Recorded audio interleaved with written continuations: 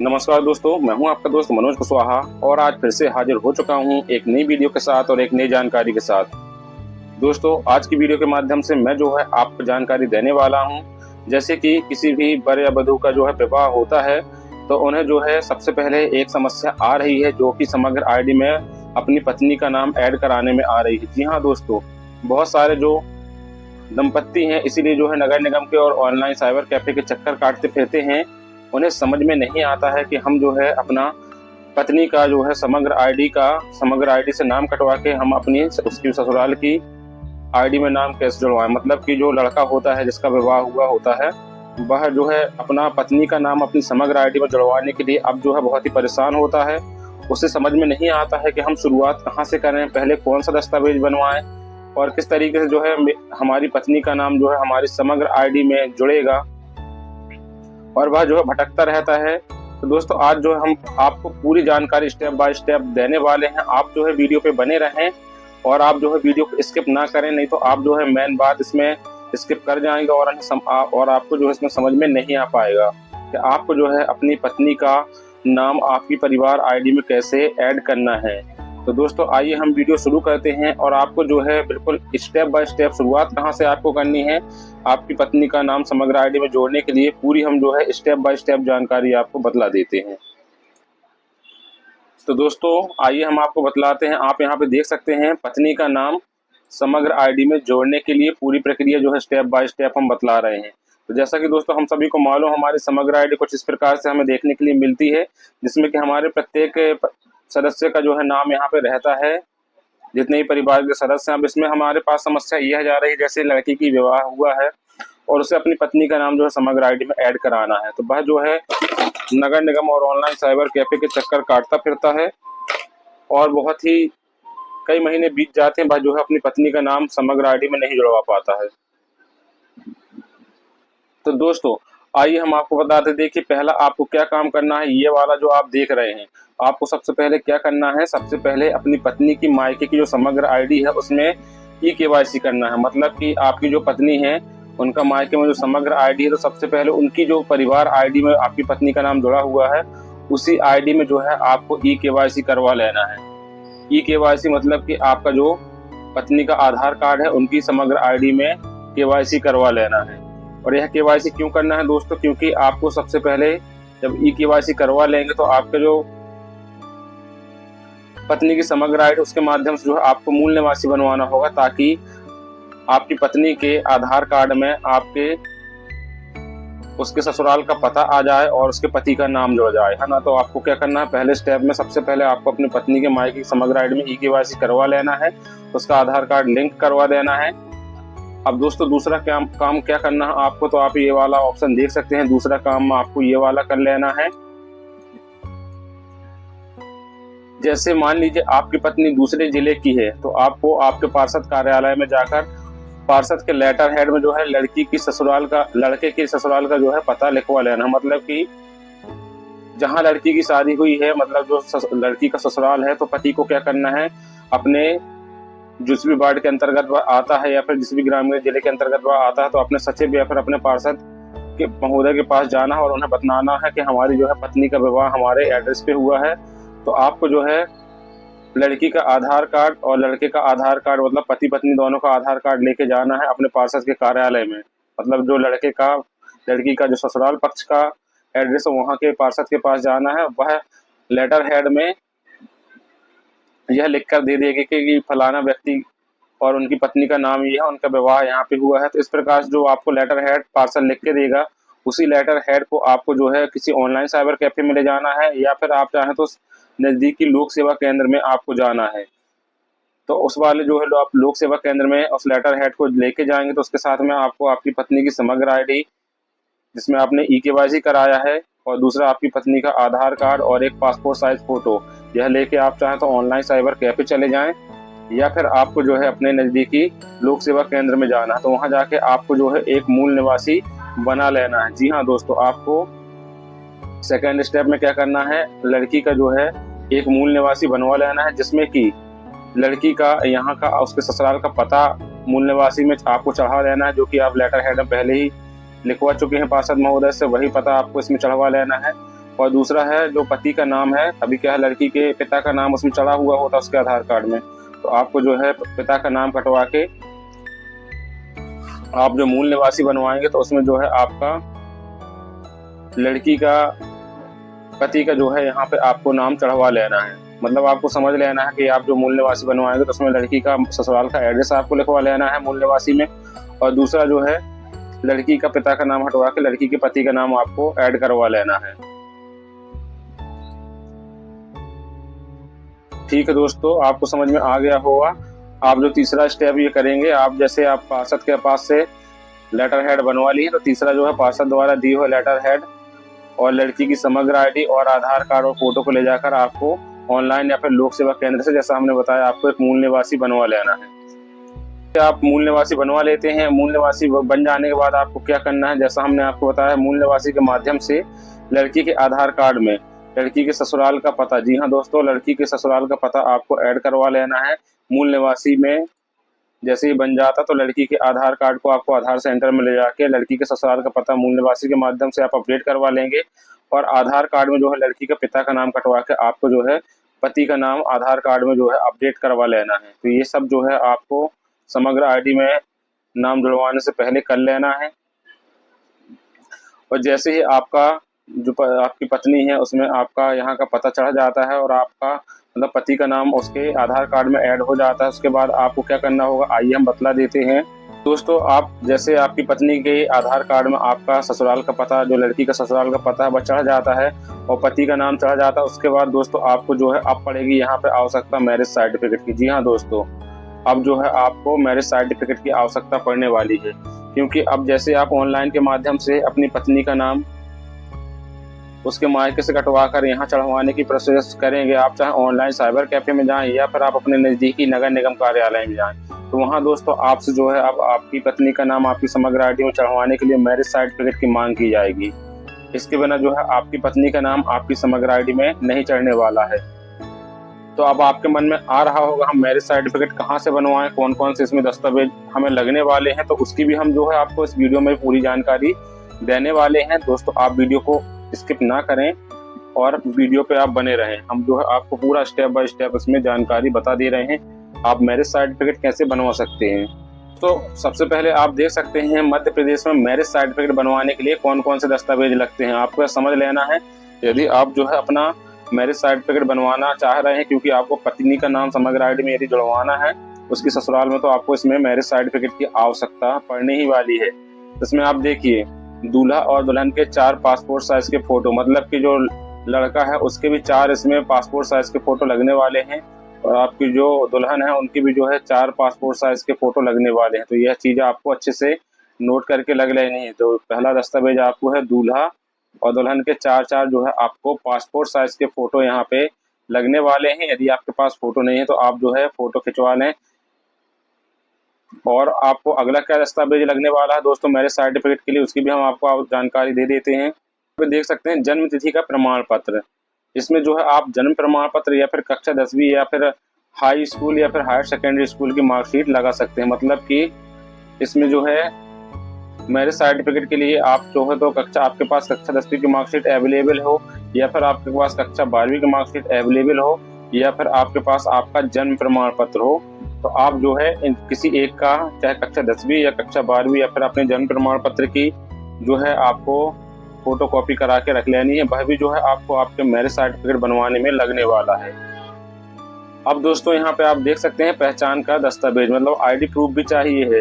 तो ID proof में आपके पास कौन कौन से विकल्प हैं, जैसे आपके पास आधार कार्ड, जनरली आजकल आधार कार्ड तो सबके पास होता है, तो जो है आपको इसमें आधार कार्ड की आवश्यकता पड़ने वाली है। यदि किसी कारण से आपका आधार कार्ड नहीं है, तो यदि आपके पास वोटर आईडी बना हुआ है दोस्तों, तो आप जो है इसमें वोटर आईडी अपना आईडी प्रूफ में दे सकते हैं मैरिज सर्टिफिकेट के लिए। या आपके पास आधार और वोटर आईडी नहीं है तो आपके पास पासपोर्ट है अवेलेबल है, तो आप पासपोर्ट यहाँ पे दे सकते हैं।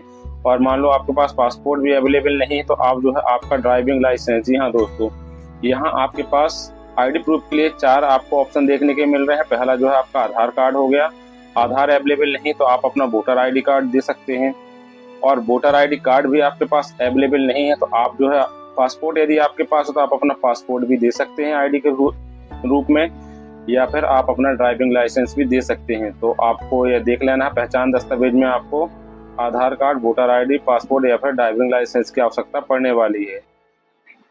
यहाँ पे अब आपको एड्रेस प्रूफ देना पड़ेगा, मतलब कि आपके पते का प्रमाण पत्र, जहाँ मतलब आप जो मैरिज सर्टिफिकेट बनवाएंगे उसमें आपको अगला जो डॉक्यूमेंट है आपके पते का प्रमाण पत्र चाहिए। इसमें भी दोस्तों आप क्या क्या दे सकते हैं, आप यहाँ पे देख सकते हैं। आपके पास आधार कार्ड है तो आप आधार में जनरली सबका पता होता है, वह आप दे सकते हैं। वोटर आईडी आपके पास है तो आप वोटर आईडी कार्ड भी यहाँ पे दे सकते हैं। आपके पास यदि राशन कार्ड अवेलेबल है तो आप यहाँ पे एड्रेस प्रूफ में अपना राशन कार्ड भी दे सकते हैं दोस्तों। यदि आपके पास राशन कार्ड नहीं है, यदि आपके पास बिजली का बिल है तो आप बिजली का बिल भी दे सकते हैं। और आपके पास जैसे ये सब भी नहीं है तो आप, यदि आपके पास पानी का बिल है दोस्तों, पानी का भुगतान आपने कर का टैक्स जमा किया हुआ, तो आप यहाँ पे जल कर का भी यहाँ पे पर्ची का फोटोकॉपी दे सकते हैं। या फिर आप कहीं किराए से रहते हैं तो आप किरायानामा लगा सकते हैं जहाँ आप रहते हैं किराए से। तो इस प्रकार से जो है आपको ये दस्तावेज आप देख रहे हैं, इसका भी चाहे तो आप स्क्रीनशॉट लेके अपने पास रख सकते हैं। आपको जो है एड्रेस प्रूफ में इन दस्तावेजों की आवश्यकता पड़ने वाली है। तो देखिए मैरिज सर्टिफिकेट में आपको जो हमने अभी दस्तावेज बताए वो तो ठीक, इसके बाद जो है आपको वर और वधू दोनों के शादी के कार्डों की आवश्यकता पड़ने वाली है, निमंत्रण कार्ड की। वर का भी आपको यहाँ पे निमंत्रण कार्ड चाहिए है, जो आप कार्ड छपवाते हैं अपने रिश्तेदारों और भाई बंधुओं को देने के लिए। तो आपको जो है यहाँ वर के भी शादी के कार्ड की आवश्यकता पड़ने वाली है और वधू के भी जो है आपको यहाँ पे शादी के कार्ड की आवश्यकता पड़ने वाली है। मतलब कि यदि आप मैरिज सर्टिफिकेट बनवाने जाएंगे तो हमने अभी जो आपको दस्तावेज बताए हैं वो तो आपको लगने ही वाले हैं। उसके साथ साथ जो है आपको एक यह जो है लड़के का शादी का कार्ड और जो लड़की वधू पक्ष उसके भी शादी का कार्ड चाहिए है। दोस्तों ये हम जो जानकारी दे रहे हैं आप वीडियो स्किप ना करें, नहीं तो आपको समझ में नहीं आएगा और आप जो है भटकते रहेंगे, यहाँ वहाँ नगर निगम कार्यालय और ऑनलाइन साइबर कैफे के चक्कर काटते रहेंगे अपनी पत्नी का नाम अपनी समग्र आईडी में जुड़वाने के लिए। तो आइए अगला, और आपको इसमें क्या डॉक्यूमेंट की आवश्यकता पड़ने वाली है दोस्तों, तो वो भी हम बतला देते हैं। हाँ आप देख सकते हैं यहाँ पे आपको शादी का समारोह, मतलब आपका जो मैरिज हुई है उस समय की जो है आपको 4 पोस्ट कार्ड साइज मतलब 6x4 की आपको फोटो लगने वाली है। तो इसमें देखिए कौन कौन सी आपको फोटो लगने वाली है 4। इसमें पहला जो आपको फोटो लगेगा दोस्तों, आपका जो है आप फेरा लेते समय, आप जो मंडप के नीचे फेरा लेते हैं तो पहला फोटो आपको जो है आपका फेरा लेते समय की इसमें लगने वाली है। आपको ध्यान से देखना है ताकि आप मिस्टेक ना करें, नहीं आप वहाँ अपने कोई भी फोटो लेके जाएंगे तो वह मान्य नहीं होगी। तो पहला जो है आपको आप देख सकते हैं फेरा के साथ का फोटो। और दूसरा फोटो आपको कौन सा ले जाना है दोस्तों, दूसरा फोटो आपका जो है मांग भरते समय का फोटो, मतलब कि दूसरा आपका जब फोटो रहने वाला है जिसमें पति अपनी पत्नी की मांग भर रहा हो, तो ऐसा वाला जो आपके पास दूसरे नंबर का फोटो होना चाहिए दोस्तों। और तीसरा फोटो आप देख सकते हैं कौन सा, मतलब जिसमें पति अपनी पत्नी को मंगलसूत्र पहना रहा हो। मतलब तीसरा फोटो जो आप ले जाएंगे 4 फोटो में से, तो तीसरा फोटो जिसमें कि पति अपना जो है पत्नी को मंगलसूत्र पहना रहा हो, वह फोटो आपके पास में होना चाहिए। और यदि हम चौथे फोटो की बात करें तो आप यहाँ पे देख सकते हैं चौथा फोटो ऐसा जिसमें आपके फैमिली परिजन हो जिनके साथ आप दिखलाई दे रहे हो। मतलब कि आप जो फैमिली फोटो खिंचवाते हैं जिसमें आपके माता पिता और अन्य जो रिश्तेदारगण हैं आपको आशीर्वाद दे रहे होते हैं। तो इस प्रकार से मतलब 4 फोटो आपको चाहिए है। तो आप यहाँ देख सकते हैं पहला आपका जो है फेरा के समय का फोटो, दूसरा मांग भरते के समय का फोटो आपके पास होना चाहिए, तीसरा जो है मंगलसूत्र पहनाते समय का फोटो होना चाहिए और चौथा फोटो दोस्तों परिजनों के साथ होना चाहिए, जो कि इस प्रकार से आप यहाँ पे देख रहे हैं। तो इसका दोस्तों आप देख सकते हैं गवाहों की जानकारी और दस्तावेज। आपको जो है 2 गवाहों की भी और उनके पहचान पत्र और एड्रेस प्रूफ की आवश्यकता पड़ने वाली है। मतलब आपके विवाह के समय जो भी आपके रिश्तेदार या दोस्त भाई थे तो ऐसे 2 गवाह आपको चाहिए होंगे, उनका आधार कार्ड या उनका कुछ भी ऐसा पहचान पत्र, ड्राइविंग लाइसेंस वगैरह आपको ले लेना है, क्योंकि आपको इसमें आवश्यकता पड़ने वाली है। और दूसरा आप देख सकते हैं शपथ पत्र, यदि आपने जो है विवाह प्रमाण पत्र के लिए आपको जो है देरी हो गई है, 2 से 3 महीने का समय हो गया है, आपने मैरिज सर्टिफिकेट नहीं बनाया है, आप जैसे यहाँ देख सकते हैं शादी के 21 दिन बाद पंजीकरण होने पर दोनों पक्षों का शपथ पत्र पेश करना होता है। तो इसको जो है आप अपने किसी भी नज़दीकी जो नोटरी वाले वकील होते हैं उनके यहाँ जाके आप जो है यह शपथ पत्र बनवा सकते हैं, एफिडेविट बनवा सकते हैं। यदि आपकी विवाह को जो है 21 दिन बीत गए हैं और आपने जो है अभी तक मैरिज सर्टिफिकेट के लिए आवेदन नहीं किया है, तो दोस्तों आपको इस कंडीशन में यहाँ पे आपको एक शपथ पत्र लगने वाला है जो कि दोनों पक्षों का होगा, मतलब वर पक्ष का भी होगा और वधू पक्ष का भी होगा। ठीक है दोस्तों, तो इसको भी जो है आपको चाहे तो इसका स्क्रीनशॉट ले लें या फिर आप अच्छे से इसे याद रखें। आइए अब अगला और कौन सा इसमें दस्तावेज आपको लगेगा भाई भी हम आपको बतला देते हैं। दोस्तों आप देखेंगे पति पत्नी के माता पिता की पहचान, मतलब जो पति है और पत्नी है उनके जो है माता पिता के पहचान की यहाँ आपको आवश्यकता पड़ेगी। तो उनका जो है माता पिता के पहचान में आप जो है उनका आधार कार्ड या फिर अपने माता पिता का वोटर आईडी कार्ड यहाँ पे आप दे सकते हैं। मतलब कि यहाँ पे आपको लड़के के माता पिता और जो लड़की है उसके माता पिता के आधार कार्ड या फिर उनके पास वोटर आईडी कार्ड, जो भी मतलब ऐसा फोटो युक्त आईडी प्रूफ है भाई यहाँ पे आप पेश कर सकते हैं। उनका जेरोक्स कॉपी फोटो कॉपी लगा सकते हैं। देख सकते हैं दोस्तों, आध्यात्मिक प्रमाण पत्र यदि विवाह पुरोहित ने कराया है, मतलब कि जैसे राज पुरोहित आर्य समाज में विवाह पर धर्म गुरु का प्रमाण पत्र, मतलब कि जैसे यदि आप हिंदू रीति रिवाज से आपका विवाह होता है या फिर आप सिख के हिसाब से करते हैं या फिर आप जैसे भी आपके धर्म के अनुसार जो होता है, तो आप जैसे हिंदू रिवाज से हैं तो आपका जिस भी पंडित वगैरह ने आपका विवाह संपन्न कराया है तो उनके द्वारा लिखा हुआ एक लेटर हेड चाहिए जिसमें वह यह लिख के देंगे कि हाँ फलाने फलाने व्यक्ति का फलाने फलाने डेट पे मैंने विवाह संपन्न करा है। इस प्रकार से वह लिख के दे देगा। उनके पास लेटर हेड नहीं तो भाई एक सफेद ब्लैंक कागज में भी यह लिख के दे सकते हैं और अपना हस्ताक्षर करके आपको दे सकते हैं। मतलब कि कुल मिला के हम कहें कि इसमें जो है आपको पंडित या पुरोहित का भी एक प्रमाण पत्र की आवश्यकता पड़ने वाली है आपके मैरिज सर्टिफिकेट के लिए। आप देख सकते हैं कुछ मामलों में यहाँ पे आपको जाति प्रमाण पत्र की भी आवश्यकता पड़ती है। यह जो है मध्य प्रदेश में अक्सर देखने के लिए आता है, जिसमें कि ST SC या OBC के जो आवेदक गण इसके लिए आवेदन करेंगे उन्हें जो है इसमें जाति प्रमाण पत्र की आवश्यकता पड़ेगी। तो अगला जो आपका दस्तावेज है दोस्तों आप देख सकते हैं यहाँ पे आपको जाति प्रमाण पत्र की भी आवश्यकता पड़ने वाली है। और वहीं अगला आप यहाँ पे देखेंगे निवास का प्रमाण पत्र, मतलब कि इसमें आप किरायानामा लगा सकते हैं यदि आपके पास है, या फिर आपके पास जो है पंच या ग्रामीण एरिया से तो अपने पंचायत सरपंच द्वारा लिखित हस्तलिखित शपथ पत्र पेश कर सकते हैं। यदि आप जो है शहरी एरिया से हैं तो आप जो है अपना मूल निवासी इसमें जो है निवास प्रमाण पत्र के लिए आराम से दे सकते हैं। जब सारे आप यहाँ पर दस्तावेज ले जाएंगे तो संबंधित आपके नगर निगम में, जहाँ पर आप अपने नगर निगम में इसके लिए आवेदन करेंगे तो उनके द्वारा जो है ई-नगर पालिका पोर्टल पे फॉर्म भरा जाएगा और आपकी जो भी फीस होती है ऑनलाइन मतलब पेड कर दी जाएगी और उसकी जो है आपको एक रिसिप्ट दी जाएगी। कार्यालय में जो है आपका वेब कैम से वहाँ पे लाइव फोटो भी लिया जाएगा।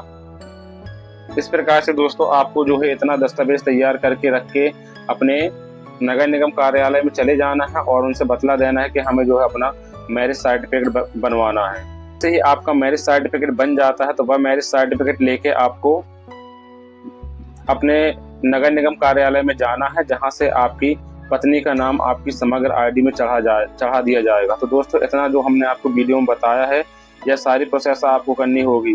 आपको किसी से पूछने की आवश्यकता नहीं है। जैसा जैसा हमने स्टेप बाय स्टेप आपको बतलाया है वैसा वैसा आपको कर लेना है। आप बहुत ही आसानी के साथ अपनी पत्नी का नाम कुछ ही दिनों के अंदर अपनी समग्र ID में चढ़वा सकते हैं। मुझे आशा है कि आपको मेरे द्वारा दी हुई जानकारी पसंद आई होगी। दोस्तों आपको यह जानकारी पसंद आई हो तो प्लीज़ वीडियो को एक लाइक जरूर करें और इसे ज़्यादा से ज़्यादा शेयर कर दें, क्योंकि प्रत्येक व्यक्ति को विवाह के बाद अपनी पत्नी का नाम समग्र ID में चढ़वाने के लिए बहुत ही परेशानियों का सामना करना पड़ता है। कई महीने बीत जाते हैं, उन्हें समझ में नहीं आता है कि क्या करें, कैसे करें, किस प्रकार से जो है हम अपनी पत्नी का नाम अपनी समग्र ID में दर्ज करा लें। इस प्रकार से जो है दोस्तों आप बहुत ही आसानी के साथ अपनी पत्नी का नाम अपनी समग्र ID में दर्ज कर सकते हैं।